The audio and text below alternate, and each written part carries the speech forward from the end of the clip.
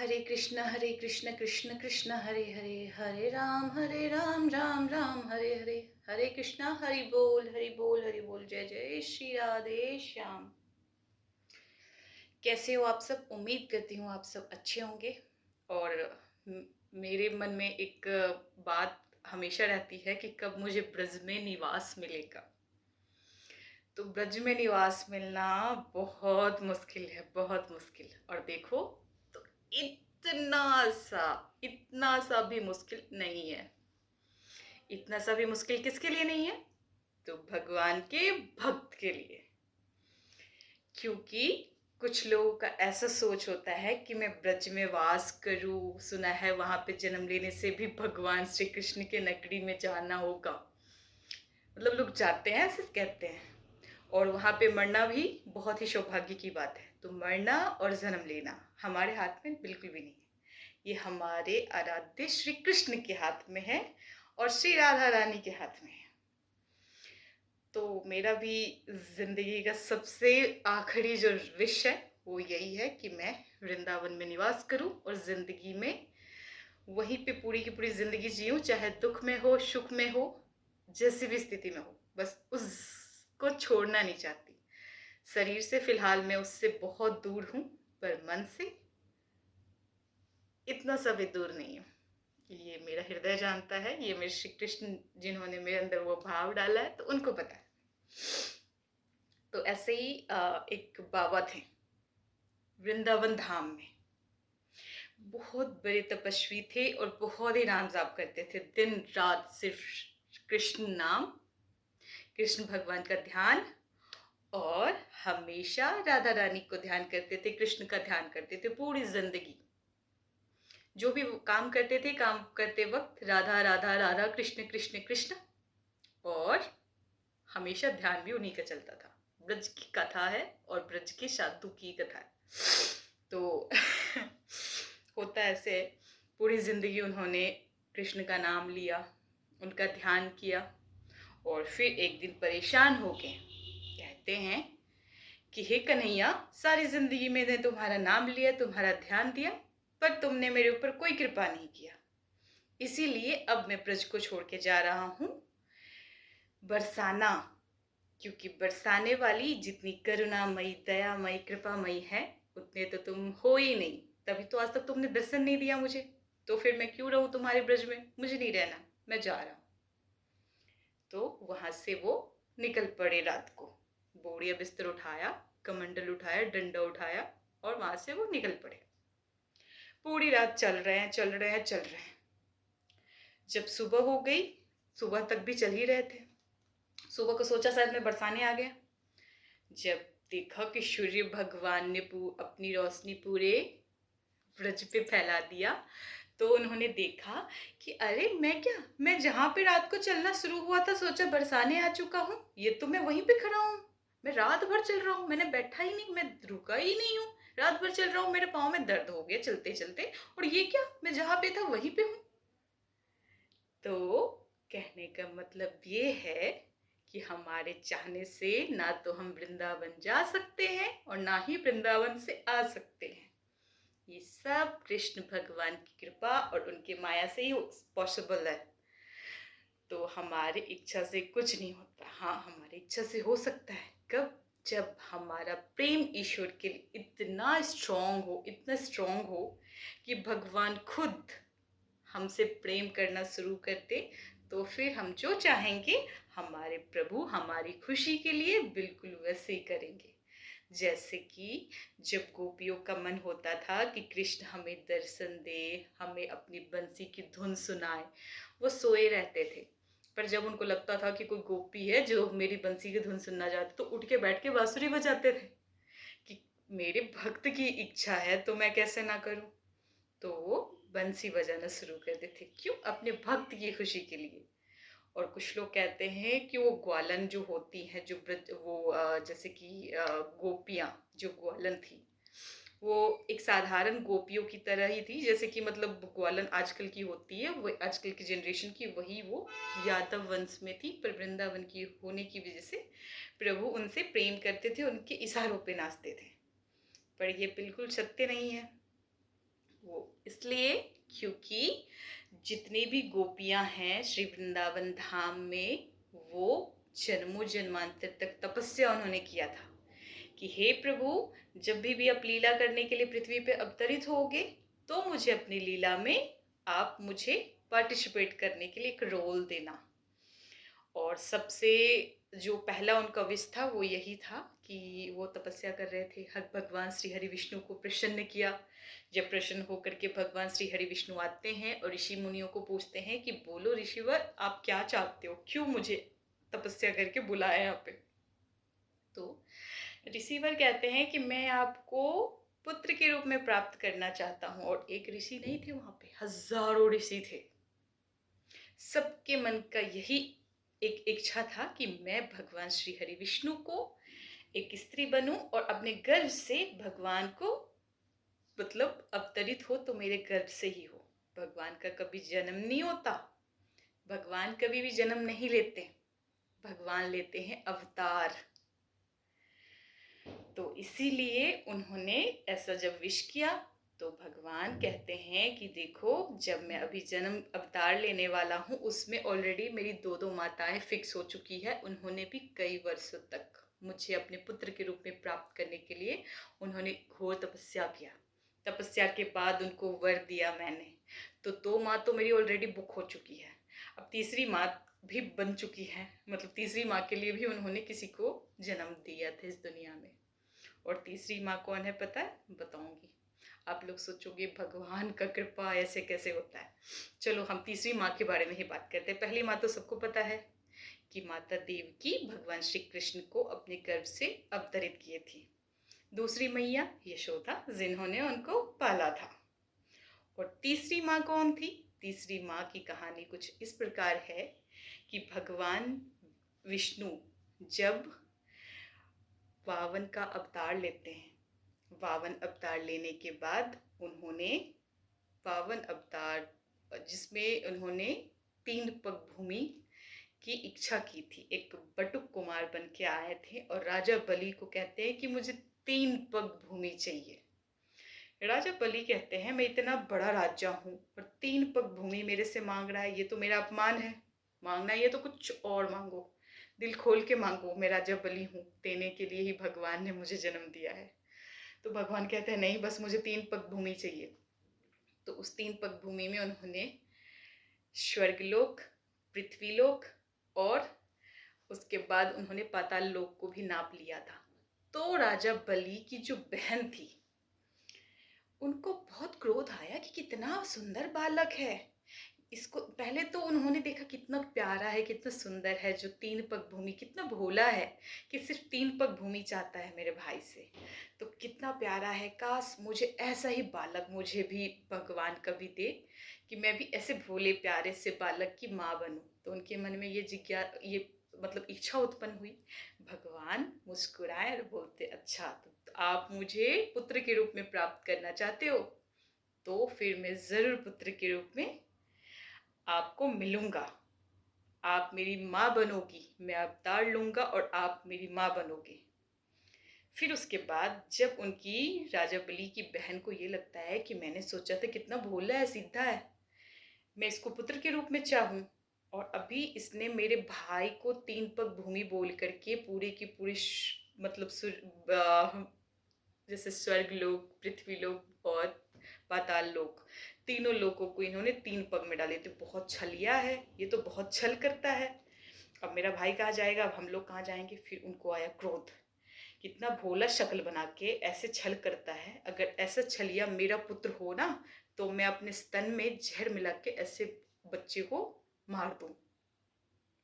फिर भगवान देखते हैं, फिर मुस्कुराते कहते अच्छा मैया, अभी तो आप मुझे पुत्र बनाना चाहती थी और अभी अभी आप मुझे जहर पिला के मारना चाहते हो, तो चलो ठीक है, मैं आपके लिए फिर वो जहर वाला व्यवस्था भी करूंगा और आप मुझे दूध भी पिलाओगे और आप मेरी माँ भी बनोगी। आपकी हर इच्छा को मैं पूर्ण करूंगा। सोचो, कोई ऐसा है अगर आपको पता चले कि ये सामने वाला व्यक्ति आया है मेरे पास, इस ग्लास में जहर है, मुझे पिलाना चाहता है, तो हर कोई उसको नहीं पिएगा, सब भाग जाएगा, नहीं मुझे नहीं पीना, मुझे तुम्हारे ऊपर शक है। लेकिन हमारे प्रभु इतने प्यारे हैं कि उनको पता है कि इसमें जहर है, फिर भी उस जहर को वो पीते हैं। और जब पता है कि ये माँ बनना चाहती है मेरी, तो उसके लिए भगवान अवतार लेते हैं, उसको माँ का सुख देते हैं। एक बालक जो दूध पीता है और माँ को जो सुख मिलता है, ये सुख देने के लिए भगवान ने अवतार लिया। और उनको तो फिर ये होता क्या है, जब राजा बलि का स्टोरी अब करती हूँ क्लोज। अब आता है श्री वृंदावन धाम में, जब वो जन्म लेते हैं, वासुदेव भगवान श्री कृष्ण को उठा के वृंदावन लाते हैं और यहाँ पे लल्ला हो जाते हैं 6 दिन के। तो 6 दिन के लल्ला ने माता पूतना, उनको कोई पूतना कह के अपमानित ना करे, वो माता पूतना थी। भगवान श्री कृष्ण ने उनको माँ के लिए पहले ही बोल दिया था कि मैं माँ का सुख आपको प्रदान करूंगा। तो वो माता पूतना को मतलब उनको पता चल गया कि पूतना आई है, पूर्व जन्म का जो उनका दिया हुआ वचन था वो पूरा करने के लिए पूतना आती हैं कि जन्म मैं इसकी माँ बनूं और स्तन में जहर लगा के पिला दूं। उनको पता था जहर लेके आ रही है मैया, फिर भी वो पीते हैं। और पीने के बाद उनका दूध पीने के साथ साथ उनके प्राण को भी पी लेते हैं। लोग को लगता है भगवान श्री कृष्ण ने उनको मारा, नहीं, उन्होंने उनका उद्धार किया जन्म जन्मांतर से। जो राक्षस की योनि में जन्म लेती है, राक्षस के परिवार में, पहले राजा बलि भी एक राक्षस के परिवार से ही थे, उनके परिवार में जन्म लेते हैं। और फिर से वो रावण के कंस के फैमिली से बिलोंग करती हैं। तो फिर वो आते हैं, उनको दूध पिलाती हैं और दूध पीने के बाद भगवान श्री कृष्ण उनका उद्धार करते हैं। तो कोई भी दुनिया में ऐसा नहीं है जिसको पता है कि ये जहर लेके आ रहा है फिर भी मैं पी लूँ, पर हमारे ईश्वर को, हमारे लल्ला को सब पता था कि दूध में जहर है और इस विष को मैं पीते पीते आपका प्राण भी पीऊंगा और आपको उद्धार करूंगा, ताकि आप इस राक्षस योनि से मुक्त हो करके और फिर आप हमेशा के लिए हमारे लोक में आओ और हम वहाँ पे आपकी सेवा कर सके। तो वो अपने दुश्मन को भी, जो उनको दुश्मन के रूप में चाहता है, उसका भी कल्याण करते हैं। तो ये हो जाते हैं खत्म। और उसके बाद होता है ऐसे, जब ऋषि ने बोला, सारे साधु संतों ने, कि मैं आपको माँ के रूप में, मतलब पुत्र के रूप में प्राप्त करना चाहता हूँ। तो उन्होंने बोला 3 माँ की बुकिंग हो चुकी है, चौथे माँ की बुकिंग मैं इस अवतार में अब नहीं करूँगा। तो आप लोगों को माँ का सुख ही चाहिए तो ठीक है, माँ का सुख मिलेगा आपको, लेकिन आप लोगों को गोपी बन के, ग्वालन बन करके श्री वृंदावन में जन्म लेना पड़ेगा। उन्होंने बहुत खुश हुए कि वृंदावन में जन्म लूंगा, एक स्त्री बन करके जो 24 घंटे लल्ला को कभी छू सकता है, कभी देख सकते, कभी नचा सकते, कभी रुला सकते, कभी दंडित कर सकते हैं और कभी उसके लिए अश्रु बहा सकते हैं। उनकी लीलाओं को देखें, उनको ध्यान दें, ऐसे फीलिंग के साथ वो लोग बहुत खुश हुए, बोले ठीक है प्रभु, हम लोग तैयार हैं स्त्री बनने के लिए। बहुत सालों तक तपस्या किया था साधु संतों ने, तब जाकर के उनको भगवान श्री कृष्ण मिले। और जब मिले तो फिर उनको एक थोड़ा सा छाछ का लालच दिया गोपियों ने। ये लल्ला तुझे छाछ चाहिए ना, चलो अब डांस करके दिखाओ, नाच के दिखाओ मुझे, फिर मैं छाछ पिलाऊं। और भगवान श्री कृष्णा जो पूरे ब्रह्मांड को अपने इशारों पे घुमाते हैं, वो एक कटोरे छाछ के लिए गोपियों के साड़े पे नाच रहे। सोच के भी बहुत आनंदित होता है कि भगवान अपने भक्त की इच्छा को पूरी करने के लिए नाच रहे हैं। किसके लिए नाच रहे हैं? क्या उनके घर में कोई माखन नहीं था? क्या नंद बाबा के घर में कोई गैया नहीं थी? अरे 11,000 गैया थे, 11,000 गैया उनके नंद बाबा के घर पे। गांव के मुखिया थे, गांव में सबसे अमीर हुआ करते थे, दूध दही घी माखन किसी चीज की कोई कमी नहीं। फिर भी गोपियों का मन था कि ये नटखट कितना क्यूट लग रहा है, ये मेरे घर में चोर बन के आए, काश मेरे घर का माखन मैंने इधर रखा, चोरी करके ले जाए। तो जब ये इतना प्यार से माखन बना रही है और कृष्ण को ध्यान करते हुए बना रही है, तो कृष्ण भगवान देख रहे हैं कि अच्छा, मेरे लिए चाहते हो कि मैं चोर बनूं और तुम्हारे घर में चोरी करने आऊं, तो मैं तुम्हारी इच्छा पूरी करूंगा, मैं आऊंगा, चोरी करूंगा तुम्हारे घर में। और फिर वो अपने सारे बाल, जो जितने भी बालक उनके सखा हैं, सब बाल ग्वाल के साथ जाते हैं और चोरी करते हैं और अपने भक्तों को आनंद देते हैं अपनी लीला कर करके। तो इसीलिए भगवान की लीला अनेक है, कोई अंत नहीं है। ऐसी ही एक लीला का भी मुझे स्मरण आ रहा है। सदगुरुदेव महाराज से सुना था कि कहते हैं एक बार की बात है, जब भगवान श्री कृष्ण महारास कर रहे थे शरद पूर्णिमा के रात को यमुना नदी के पास, अपने एक शरीर का हजारों शरीर बनाया, अपने अंदर से हजारों कृष्ण को अवतरित किया उन्होंने, और हर गोपी के पास जाकर के वो नृत्य कर रहे थे, उनको प्रेम दे रहे थे। वो प्रेम जिसको पाने के लिए गोपी ने माता कात्यायनी देवी का उपवास किया, होम किया, यज्ञ किया। भगवान माता कात्यायनी देवी को बोला कि मुझे एक बार सिर्फ कृष्ण भगवान मुझे प्रियतम के रूप में मिल जाए। और उस एक एक रात के लिए भगवान माता कात्यायनी देवी ने बोला, ठीक है, आपकी ये व्रत जो आपने मेरे लिए व्रत किया है इसका पुण्य मिलेगा। स्वामी आएंगे और आप सबके साथ करेंगे, वो प्रेमी और प्रेमिका का जो प्यार होता है वो आपको देंगे। भगवान श्री कृष्ण ने सोचा, जब माता कात्यायनी देवी ने इनको आशीर्वाद दिया है तो मैं एक ऐसा रात बनाऊंगा जिस रात को मैं हमेशा तो रास करता हूँ, पर उस रात को होगा महारास। रास नहीं होगा, महारास होगा। और वहां पे जितनी भी गोपियां थी, जितने भी वृंदावन में गोपी थी, सब लोगों को उन्होंने बोला कि मैं शरद पूर्णिमा के रात को तुम सब के साथ तुम्हारी जो भी इच्छा है हर इच्छा पूरी करने आऊंगा। जब बंसी बजाते हैं कन्हैया और सारी गोपी लोग अपने अपने घर में काम में व्यस्त है, कोई बालक को दूध पिला रही है तो कोई दूध निकाल रहे गाय के, कोई पति के पांव दबा रही है, कोई सास के बाल बना रही है, कोई सो रही है तो कोई कुछ काम कर रही है। जैसे बंसी की धुन सुनी, माँ ने अपने बच्चे को दूध पिलाना भूल गई, जमीन पे छोड़ा और भागी। कोई काजल कर रही हैं तो उनके जैसी बंसी की आवाज सुनती है तो काजल उनका खराब होता है और छोड़ के ऐसी जाती है।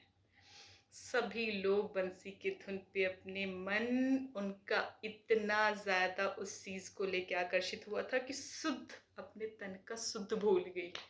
पति कह रहे, कहाँ जा रहे हो, अभी तो पाँव दबा रही थी।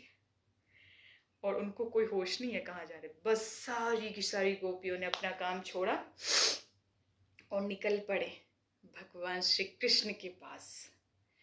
जब पहुंचते हैं यमुना नदी के किनारे और वहां पे होता है महारास, तो होते होते महाराज में जब देखते हैं जी की साड़ी जब बांसुरी बजा रहे हैं श्री कृष्ण, तो सोच रहे हैं कि सारी की सारी गोपी आ गए, चलो इनके साथ अब थोड़ा सा टेस्ट कर लूं कि ये हमारे लायक है कि नहीं है।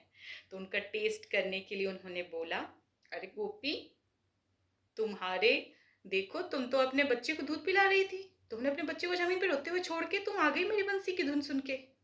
कैसी हो तुम, कैसी माँ हो, तुमको तो माँ की जिम्मेदारी दिया था ना ईश्वर ने, उसको छोड़ के तुम इधर आए हो। और तुम क्या कर रही थी, तुम तो अपने पति के पैर दबा रही थी, पाँव दबाना छोड़ के आ गई। और तुम, दादी अम्मा तेरे तो सारे दांत टूट गए फिर भी तू आ गई। ये क्या कर रही हो तुम सारे के सारे, तुम लोग पढ़ाए पुरुष को देखकर कितने आकर्षित होते हो, ये तो गलत बात है। फिर सारी गोपियों को बहुत बुरा लगा, बहुत हृदय को ठेस पहुंचा कि ये क्या कह रहे हो आप, आपको हमने अपने प्रियतम के रूप में पालने के लिए हमने इतने घोर तपस्या किया, उपवास किया, माता कात्यायनी देवी ने हमें आशीर्वाद दिया कि आप हमें एक दिन मिलोगे, और आज आपने मुझे खुद बुलाया है और बुलाने के बाद कहते हो कि आप क्यों आए हो, ये तो अन्याय है हमारे ऊपर। और आप क्या कह रहे हो, पराये पुरुष। आपने खुद ही बोला है, भूलो मत, गीता में आपने खुद बोला है कि जो सब कुछ छोड़ के मेरे शरणागत आए, मेरे पास आए, तो मैं उसके अंदर के सारे पाप को धुल देता हूँ। फिर ये क्या कह रहे हो कि तुमने अपनी जिम्मेदारी को क्यों छोड़ा। जिम्मेदारी मेरा कैसे, आपने मुझे उस रिश्ते में बांधा है ना, तो ये जिम्मेदारी आपकी, आप निभाओ, मैं क्यों निभाऊं। और फिर आप ऐसे गीता में कहते हो कि सब कुछ छोड़ के मेरे पास आओ, और मैंने जब सब कुछ छोड़ के आपके पास आई हूँ तो आप मुझे कहते हो पराया पुरुष। पराया कौन प्रभु? किसको पराया कहते हो? मैं तो आपके अंदर आत्मा हूँ। मेरे अंदर आत्मा मेरे अंदर आत्मा में आप हो, आपके अंदर आत्मा में मैं हूँ। आप मेरे माँ हो, पिता हो, सखा हो, पति हो, पुत्र हो, सब कुछ तो मेरे आप हो। और फिर कहते हो कि तुम क्यों आई हो? किसी पराये पुरुष के लिए। अरे, पराया कौन है? क्या शरीर से अलग है प्राण?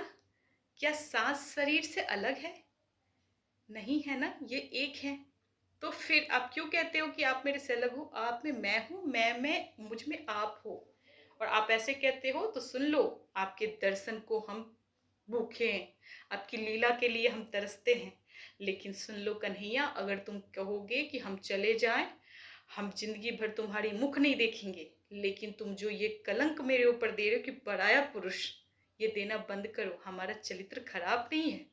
हमने तुम्हें अपना पुत्र माना है, अपना पति माना है, अपना सब कुछ माना है। मेरे भगवान हो तुम। और इस भगवान को प्राप्त करने के लिए मैंने माता कात्यायनी देवी से आशीर्वाद लिया, हमने उपवास रखा, हमने यज्ञ किया, उसके फलस्वरूप तुम मुझे मिल रहे हो। तो फिर उसके बाद सारी गोपियों को के हृदय को बहुत आघात हुआ, बहुत चोट पहुंचा, और सब लोगों ने अपने पाँव के अंगूठे से जहाँ पे खड़ी थी वहीं पे गड्ढा करना शुरू कर दिया, मिट्टी खोदना शुरू कर दिया। देखते हैं जैसे कन्हैया ये क्या कर रहे हो तुम लोग अपने पाँव के जो फिंगर्स है उससे क्यों मिट्टी खोद रहे हो? बोल रहे देखो कन्हैया, तुमने जो बात आज मुझे बोला है, इस बात को सुनने के बाद अब हम नहीं रहना चाहते हैं यहाँ पे, इसीलिए अपने पाँव से मिट्टी खोद करके हम इसी वक्त इस जमीन में धंस के मर जाएंगे और कभी तुम्हारी शक्ल नहीं देखेंगे। तुमने हमें कैसे चरित्रहीन बोल दिया। तो जब भगवान श्री कृष्ण ने देखा कि अरे इनकी हृदय को मेरा मजाक तो बहुत महंगा पड़ गया, ये गोपी लोग तो मुझे ही इमोशनल ब्लैकमेल करने लग गई। तो फिर उसके बाद वो कहते हैं कि अरे अरे तुम लोग रुक जाओ, ऐसे मत करो, मैं मजाक कर रहा था। तो बोलते मजाक कर रहे हो? तुम नहीं जानते हो कि तुम्हारे इस मजाक से हमारे हृदय को कितना चोट पहुंच रहा है। तुम्हारा तो मजाक करने का आदत है, पर मुझे तो तुमसे मजाक सुनने की आदत नहीं है। फिर भगवान उनके पांव छूते प्रणाम करते कहते बस करो मैया, बस करो, मैं लीला करने आया हूँ, आप लोग करने नहीं आए हो। आप क्यों कर रहे हो? मुझे लीला करने दो। तो फिर उसके बाद सबको मनाते हैं, पैर छूते हैं, और एक कृष्ण के अंदर से हजारों कृष्ण भगवान का शरीर निकलता है। हर गोपी के पास, किसी के पास जा करके वो उनके बालों को सही कर रहे हैं, किसी गोपी के पास जा करके उनके गलबैयाँ डाल रहे हैं, हाथ में हाथ डाल के, किसी गोपी के पास जाके कंधे पे हाथ रख रहे हैं, किसी गोपी को जाके भोजन करवा रहे हैं, किसी गोपी के जाके पाँव दबा रहे हैं, किसी गोपी को जाके श्रृंगार कर रहे हैं, किसी गोपी के साथ नृत्य कर रहे हैं, तो किसी गोपी को रोते हुए से चुप करवा के हंसा रहे हैं, किसी गोपी को वो बता रहे हैं कि मैं सिर्फ लीला कर रहा था, तुम लोग इतना फील मत करो। तो एक कृष्ण के अंदर से हजारों कृष्ण, लाखों कृष्ण निकलते हैं, और सारी गोपियों को वो एक एक उसी वक्त सबके पास जाते हैं और सबको वो अपना प्रेम देते हैं। जिसको जिस रूप में प्रेम चाहिए वो प्रेम देते हैं। वहाँ पे हमारे अंदर जैसे दुनिया के जो आजकल के लोग हैं सोचते प्रेमी प्रेमिका है, नहीं, वहाँ पे प्रेमी प्रेमिका नहीं, वहाँ पे भक्त और भगवान के बीच का प्रेम की जो सीमा है वो टूटती है, तो वहाँ पे बनता है महाराज। और यही महाराज कर रहे हैं, और करते करते फिर से उनको नटखट को मजाक सूझा। कहते हैं कि चलो इन लोगों को मैं अभी फिर उसके बाद एक टेस्ट और करता हूँ। तो वहाँ पे वो चतुर्भुज रूप में आ जाते हैं, 4 भुजाओं में। 2 भुजा में थे, 4 भुजा में आ जाते हैं। जैसे 4 भुजाओं में देखती हैं गोपियाँ, सारे के सारे अपने सर पे घूंघट कर लेती है, मुख को ढक लेती हैं। तो फिर उसके बाद कहते हैं कृष्ण क्या हुआ? अभी तो मेरे लिए आप सब रो रही थी मुझे पाने के लिए, और अभी जब जैसे मैंने चतुर्भुज रूप धारण किया, आप सबने मुख मुझसे फेर लिया, अपने मुख को ढक लिया। क्या हो गया आप लोगों को? मैं वही कृष्ण हूँ जो अभी आपके साथ हंस रहा था, गा रहा था, मजे मस्ती कर रहा था, नृत्य कर रहा था, प्रेम आनंद से जिसके लिए आप रो रही थी, वही मैं हूँ। तो फिर मुझसे क्यों कवर कर रहे हो अपने फेस को? मुझे अपना मुख दिखाओ। कहते नहीं, वो जिसके लिए मैं रो रही थी वो मेरा कृष्ण था, वो मेरा कन्हैया था, ब्रजवासी था। आप तो भगवान हो। मेरा मुख देखने का अधिकार सिर्फ और सिर्फ मेरे कृष्ण को है। मेरा कृष्ण मेरा प्राण है, उसको ना देखूं तो जीवित रहने का कोई मतलब नहीं है। और उसको छोड़ के किसी पराये पुरुष के तरफ देखा, भले ही आप साक्षात भगवान हरि विष्णु के अवतार लेके आए हो, पर इस रूप को हम नहीं देख सकते। हमारी नजरें सिर्फ और सिर्फ कृष्ण के रूप की प्यासी है। हमें आपकी इस रूप में कोई इच्छा नहीं है, कोई इंटरेस्ट नहीं है। हम क्या करें आपके रूप को देख के? क्या हम इस रूप को देख करके अपने कृष्ण के रूप को भूल जाएं? नहीं प्रभु, नहीं। मैं उस रूप को कभी नहीं भूल सकती हूँ जिस रूप को देखने के लिए मैंने पुनर्जन्म से तपस्या किया। मैंने आपको प्रसन्न किया कि हे प्रभु आओ, मुझे अपनी माँ की तरह मुझे माँ बनने का सौभाग्य दो। और जब मैं माँ बनूं तो मैं आपको पुत्र की तरह प्रेम करूं। आपने ही मुझे गोपी बनाया, आपने ही मुझे प्रेम भी दिया। तो मुझे इस जीवन में, इस शरीर से, सिर्फ और सिर्फ इस शरीर में कृष्ण को देखने की इच्छा है। मैं कृष्ण को छोड़ के किसी पराये पुरुष को नहीं देख सकती, भले ही वो आप ही क्यों ना हो। मैं आपको नहीं देखना चाहती। आप अपना रूप बदल के कृष्ण बनो या तो यहाँ से चले जाओ। जब भगवान देखते कि मेरे लिए इतने, ये मतलब मेरे कृष्ण रूप के लिए इतने व्याकुल हो रहे हैं मेरे भक्त, तो उन्होंने उस मजाक को बंद किया और फिर सबके पास बस मतलब उसी रूप में चले गए। जब गाए तो उनको थोड़ी देर के बाद कृष्ण को फील होता है कि ये क्या, ये लोग मुझसे प्रेम करती है, पर मेरा प्रेम तो तब तक अधूरा है जब तक वो श्री राधा रानी के शरणागत ना बने। तब तक मेरे रूप प्रेम को, मेरे रूप को कोई नहीं देख सकता और ना ही कोई मुझे पा सकता है, क्योंकि मैं शरीर हूँ, राधा मेरी हृदय है। हृदय के बिना शरीर का क्या करोगे तुम लोग? जब तुम लोगों ने गोप राधा को नहीं देखा, राधा को नहीं पूजा, तो फिर मेरी पूजा का भी कोई अर्थ नहीं है। ऐसा सोच के कृष्ण भगवान वहां से अंतर ध्यान हो जाते हैं। और उसके बाद सारी की सारी गोपियों को इस बात का बहुत दुख होता है कि हमने राधा रानी को हमने ध्यान नहीं दिया, हम उनके पास पहले नहीं गए, हम डायरेक्ट कृष्ण भगवान के पास क्यों आए। और इस बात को लेकर के उनको बहुत ज़्यादा रियलाइज होता है। और फिर वो लोग भागती है, सारी गोपियाँ भागती है। कहाँ पे? यमुना मैया के तट पे। देखती हैं किशोरावस्था में एक लाली जो ब्लू कलर के लहंगा और चोली में और चुन्नी से अपने शरीर को ढक के रखी है, और उनके तरफ इतनी सुंदर सी खुशबू आती है जो पूरे दुनिया को मोहित कर दे, राधा रानी का वो। उसके बाद फिर सारी की सारी गोपियाँ जाती है, राधा रानी के चरणों में जाके बैठ जाती है। कहती हैं, हे राधा रानी, मुझसे बहुत बड़ा अपराध हुआ। कृष्ण को पाने के लिए हमने व्रत किया, वो आए और चले गए, लेकिन मैं आपको उस समय भूल गई थी, इसीलिए वो चले गए। अब उन्होंने बोला है पहले राधा रानी कृपा करेंगी जब भी तुम हमें फिर से पा सकोगे। तो हम सारे के सारे तुम्हारे श्याम के दर्शन के भिखारी हैं, हम सब तुम्हारे पुजारी हैं। और इसी प्रकार से वो लोग एक सुंदर सा भजन कहती हैं, हे सुन राधिका दुलारी, सुन राधिका दुलारी, तेरे द्वार का भिखारी, एक पीरा है हमारी, एक पीरा है हमारी, हमें श्याम ना मिला, हमें श्याम ना मिला, हमें श्याम ना मिला।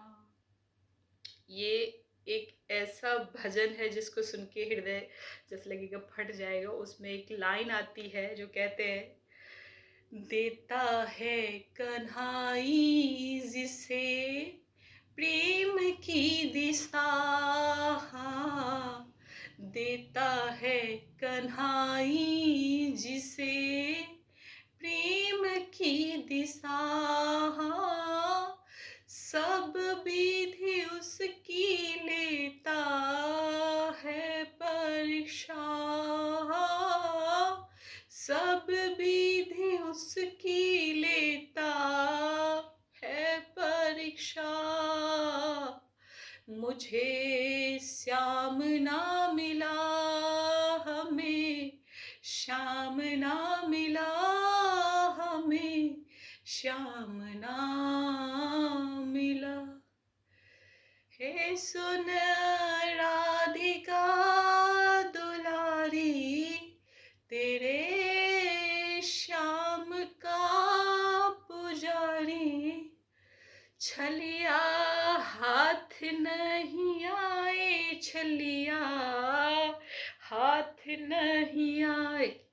मतलब ये भजन एक इतना इमोशनल कर देता है, जब उसको फील करोगे, इमेजिन करोगे कि गोपी बैठी हुई है राधा रानी के चरणों के नीचे, राधा रानी यमुना नदी पे बैठी है और श्री कृष्ण को देखने के लिए इतनी व्याकुल हो जाती है वो सारी गोपियां कि बस लगता है अब शरीर रह गया है, प्राण तो कृष्ण के साथ चला गया। और ऐसे राधा रानी को सारी की सारी गोपियां अपनी पीड़ा कहती हैं। फिर करुणामयी कृपामयी दयामयी हमारी राधा रानी, हमारी श्यामा सुंदर उठती हैं, सबको उठाती हैं और ले चलती हैं उस जगह पे वापस जहाँ पे चल रहा था महाराज। और जैसे ही राधा रानी लेके आती हैं सारी गोपियों को, कृष्ण समझ जाते हैं कि मेरी राधा रानी इन लोगों को क्षमा कर चुकी हैं, तो वहाँ पे फिर से वो प्रकट होते हैं और बाकी की लीला करते हैं। लीला करते करते जब लीला समाप्त होता है तो सारी गोपियां वहीं पे रह जाती हैं और एक गोपी उसमें से अंतर्ध्यान हो जाती है। सारी गोपियां रह जाती है, कृष्ण चले गए एक गोपी को लेकर के। वो गोपी कोई और नहीं थी, हमारी राधा रानी थी।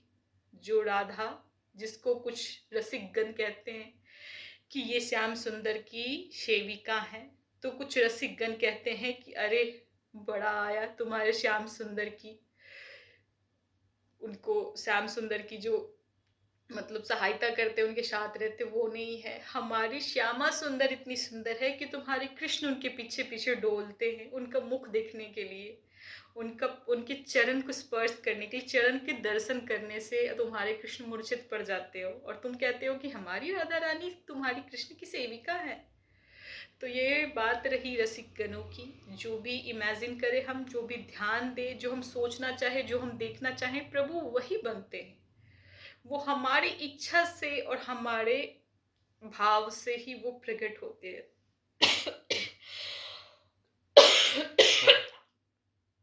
हरे कृष्णा। तो इसीलिए कोई राधा नहीं, कोई कृष्ण नहीं, राधा ही हमारे कृष्ण है और हमारे कृष्ण ही श्री राधा रानी है। और वो जो गोपी चली जाती हैं श्री कृष्ण के साथ, वो उनकी प्रेम, उनकी हृदय, उनकी तन, उनकी मन, उनका सब कुछ वही होते हैं। तो इसीलिए राधा और कृष्ण में कोई भेद ना समझे, राम और कृष्ण में कोई भेद ना समझे। इनका रूप वही है, ये वही हैं, पर ये लीला करते हैं, ये अवतरित होते हैं कुछ ना कुछ अपने भक्त पे। जब संकट आता है तब तक भगवान अवतरित होते हैं और होते रहेंगे, हमेशा होंगे। क्योंकि उन्होंने खुद बोला है कि जब जब धर्म का उत्पत्ति खत्म हो जाता है और पाप बढ़ती है, तब तब मैं अवतार लेता हूँ अपने संतान को, अपने ऋषि गणों को, और धरती पे फिर से स्थापित करते हैं पुण्य को। और फिर चलती है उनकी लीला, और उस लीला को देखने के लिए देवी देवता भी तरसते हैं। उनकी लीला हर किसी के भाग्य की बात नहीं है। पर वृंदावन एक ऐसा वन है जहाँ पे आज भी उनकी लीला होती है, और वहाँ पे कोई भी आपको दिख रहा होगा। जब हम जाते हैं, बहुत कुछ ऐसे मेरे साथ ही हुआ है। जब मैं श्री वृंदावन धाम गई, मैं बस से उतरी और उसके बाद ऑटो में बैठती हूँ, तो ऑटो वाले के मुख से मुझे कुछ स्मेल आता है, वो होता है शराब की। तो मेरे मन में एक पल के लिए आया कि मैं तो यहाँ पे साधु संत और ऋषि गणों की बातें सुनती थी, क्या यहाँ पे ऐसे लोग होते हैं जो ड्रिंक करते हैं, जो स्मोक करते हैं? तो मेरे मन में आ गया। और फिर वहां से निकलने के बाद कुछ टाइम बाद मेरे मन में आया, यार भगवान किसी भी रूप में आ सकते हैं। हमारा पेशेंस और हमारी जो अंदर की, जो हृदय की जो भावना है, उसका टेस्ट करने के लिए, कि तुम हमेशा भगवान के रूप में देखते हो। चलो, आज मैं तुम्हारे साथ एक शराबी बन के मिलता हूँ, क्या तुम इस रूप में भी मुझे देखना चाहते हो या देख सकते हो? पर मैंने उस रूप में उनको नहीं देखा। मैंने सोचा कैसे है, फिर जो भी हैं ब्रजवासी हैं, मैं इनके लिए कोई पाप वाली बातें अपने मन में नहीं लाऊंगी, क्योंकि मैंने उनको शराबी समझा ना, तो मुझे कहीं पाप ना लग जाए। क्योंकि ये भगवान के बिना कोई यहाँ पे नहीं आता। भगवान किसी भी रूप में अपने भक्त की परीक्षा लेने के लिए आ जाते हैं, चाहे वो शराबी के रूप में आए या किसी बदमाश के रूप में, किसी भी रूप में आए, तो मैं इनके लिए गलत नहीं सोचूंगी। पर मेरे को ये चीज़ लग रहा था, ये बात मैंने किसी दूसरे ब्रजवासी के साथ शेयर किया कि मुझे ऐसे ऐसे लगा, तो उन्होंने बोला कि इसके बारे में मैं कुछ बात नहीं करना चाहती है। पता नहीं क्यों नहीं करना चाहती है, जो भी है। पर जो भी हो, कहने का मतलब ये है कि ब्रज में कोई भी साधारण लोग नहीं है। अगर कोई ऐसे हो भी, तो भी उनको भगवान ही जान करके उनको प्रणाम करे मन ही मन, और वहाँ से चले जाए। तो फिलहाल मेरे साथ भी वही चीज़ हुआ था। लेकिन वहाँ पे जाने का हर जीव को इच्छा होता है, पर वहाँ पे जाना पॉसिबल नहीं है। लोग के पास पैसे हैं, जा सकते हैं। लोग जाना भी चाहते हैं, पर घर पे कुछ ऐसी ऐसी बातें हो जाती है, लाइफ में ऐसी ऐसी चीज़ें हो जाती है कि चाह के भी बंदा जा ना पाए। तो मेरे साथ भी यही होता था कितने सालों से। भगवान श्री कृष्ण के लिए, हाय राम, ये सिर्फ और सिर्फ मेरे कृष्ण को छोड़ के, मेरी राधा रानी को छोड़ के कोई नहीं समझ सकता, और मैं बता भी नहीं सकती। पर मैं खुद को बहुत ब्लेस्ड फील करती हूँ कि मुझे बुलाया, और मुझे बुलाने के बाद उन्होंने मुझे दर्शन दिया। और दर्शन ऐसा, मेरे को ऐसा फील होता है कि मैं पूरी जिंदगी में मैंने जितने सुख, मतलब मेरी जिंदगी में आया है, वो सब फीका पड़ गया, सब फीका पड़ गया। श्री वृंदावन धाम जा करके इतनी खुशी, इतना आनंद, और ऐसा अद्भुत महसूस हो रहा था कि वो ये वर्ड्स में एक्सप्रेस कोई नहीं कर सकता, मैं तो कभी भी नहीं कर सकती। खैर, जो भी हो।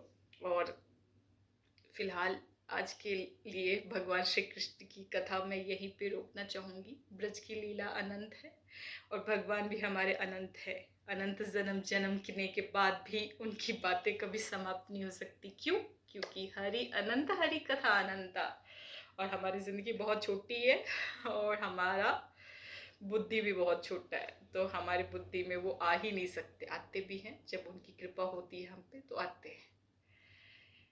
दिन भर 24 घंटे हमारे पास होता है, हम इतने सारी बातें करते, ढेर सारी बातें करते हैं, पर ढेर सारी बातों में राधा रानी की बात हम कब करते हैं?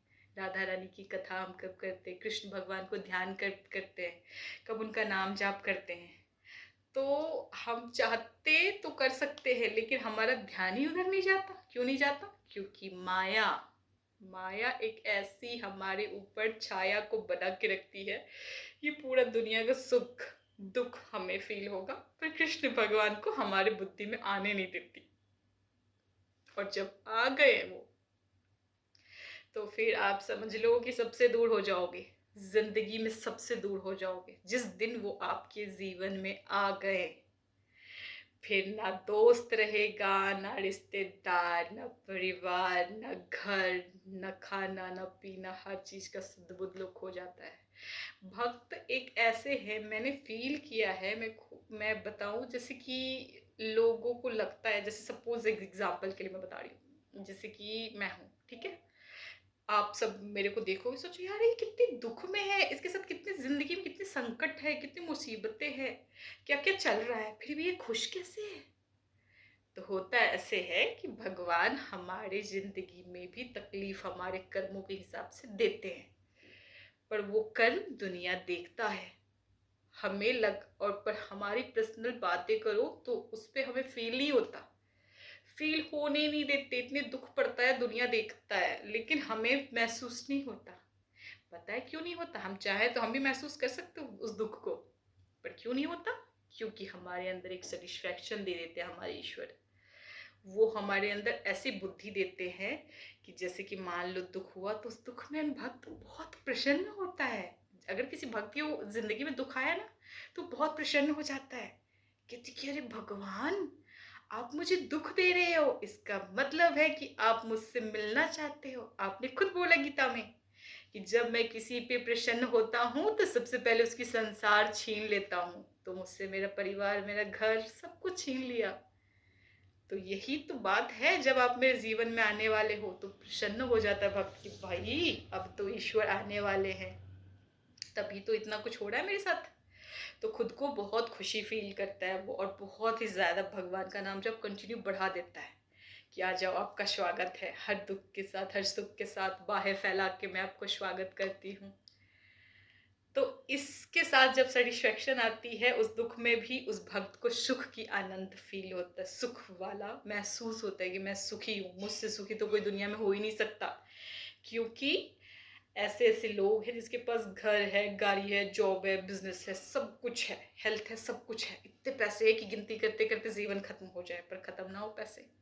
उसको क्यों दिया है ये सब चीज? ताकि तू इसी में उलझा रहे और मुझसे दूर रहे। लेकिन भक्त की सबक ऐसा नहीं होता, बिल्कुल अपोजिट होता है, हर चीज से भक्त को अलग कर देते हैं ताकि तू अकेले रहे, रिश्तेदार तुझे त्याग दे, तुम्हारे शरीर में तरह तरह की बीमारी आए, तुम्हारे अपने प्यारे, तुम्हारे जो प्रियजन है वो तुमको ऐसे शब्द बोले जिससे तुम्हारे हृदय को ठेस पहुंचे और तुम्हें लगे कि नहीं अब कोई और नहीं है, अब सिर्फ कृष्ण बचे हैं और तुम मेरे पास आओगे, मैं तो खड़ा हूँ तुम्हारे इंतजार में, तुम मेरे पास आओ, मेरे चरणों में सर को झुकाओ और मेरी शरणागति लो, और देखो मैं किस प्रकार से तुम्हें हर दुख से दूर करके तुझे मैं अपना बनाता हूँ।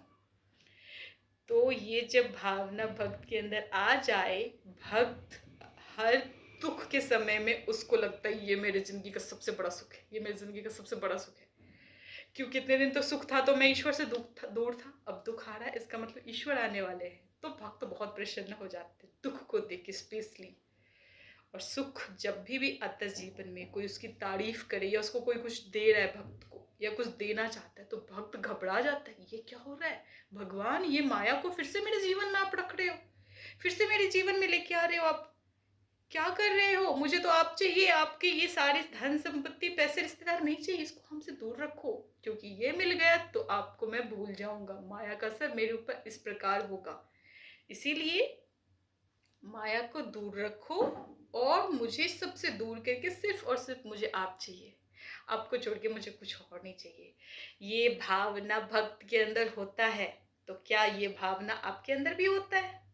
अगर ये भावना आता है तो समझ जाना कि आप ही हो वो जिसको प्रभु ने चुना है खुद के लिए, और जब प्रभु ने आपको उनके लिए चुना है तो दुनिया की किसी और चीज से आपका कोई मतलब नहीं होना चाहिए, और अगर मतलब है तो याद रखना बहुत जल्दी वो मतलब खत्म होगा। तो उनके बारे में जितना कुछ कहूँ कम लगता है, बहुत कम लगता है कि यार कहाँ से शुरू किया था, कहाँ पहुँच रही हूँ, और कितना कुछ बचा हुआ है आप सबको बताने के लिए, खुद के लाइफ की एक्सपीरियंस, साधु संतों की जिंदगी से सीखी हुई कथाएं और उनकी एक्सपीरियंस, और भगवान हमारे श्री कृष्ण, हरि राम गोविंद सब एक हैं, उनके जीवन की एक छोटी सी कहानी बताने के लिए अनंतों जन्म जन्मना पड़ेगा मुझ जैसे तुच्छ पापी जो दीनहीन जीव है उसको, अनंतों जन्म जन्मने के बाद भी उनकी एक छोटी सी एहसान का उनके लिए छोटा, हमारे लिए बहुत बड़ा, इस एहसान का कीमत हम बता के भी नहीं बता सकते।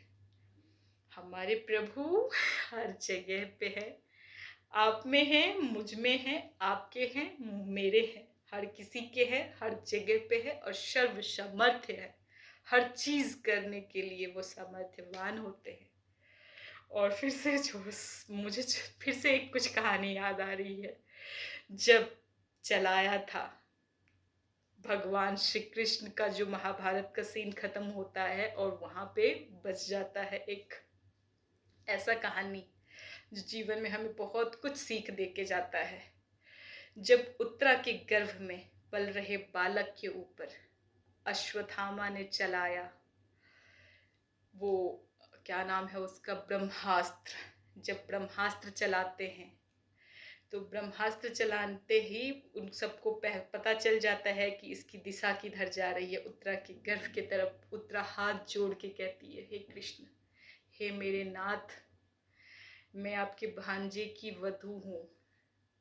आपका भांजा कौन? अभिमन्यु। मैं उसकी वधू हूँ और मेरे गर्भ में पल रहा वो बालक जो पांडवों के आने वाले भविष्य का निर्माण करने वाला है, आने वाले जनरेशन का निर्माण कर रहा है, इस बालक के ऊपर चलाया है दुष्ट अश्वत्थामा ने ऐसा एक अस्त्र जिसकी गति और जिसका पावर इतना स्ट्रॉन्ग है कि पूरे ब्रह्मांड को वो तहस नहस करते। उसको आप रोको। ये ब्रह्मास्त्र है, ये कोई साधारण अस्त्र नहीं है। इसको रोको और रोक करके मेरे गर्भ में पल रहे शिशु का रक्षा करो। और फिर वहाँ पे खड़ी होती है सुभद्रा, भगवान श्री कृष्ण की बहन। और भगवान श्री कृष्ण की बहन कहती हैं कि हे भ्राताश्री, आप तो भगवान हो, आप मेरे आने वाले जनरेशन के जो बच्चे हैं उनकी रक्षा करो और आने वाले बच्चे के भविष्य की सुरक्षा आपको छोड़ के कोई नहीं कर सकता, क्योंकि आपने इसको जन्म दिया है, तो आप जन्म देने वाले थे, तो इसको कोई मार नहीं सकता। सारे पांडव लोग खड़े हो गए हाथ जोड़ के। भगवान श्री कृष्ण ने नेत्र को बंद किया और अपने शरीर के छोटे से अंश को उत्तरा के गर्भ में लेके गए। उत्तरा के गर्भ में जब लेके जाते हैं अपने अपने शरीर को, तो उसके बच्चे को कवर कर देते हैं। और जब ब्रह्मास्त्र चलती है तो उसके बच्चे को छू ही नहीं पाता। तो इसीलिए भगवान श्री कृष्ण की अनंत कथाएं हैं। खैर, आज की कथा मैं यहीं पे समाप्त करूंगी। तब तक आप लोग ध्यान रखना। हरे कृष्ण कृष्ण कृष्ण हरे हरे, हरे राम राम राम हरे हरे। जय जय श्री राधे, जय जय श्री राधे श्याम।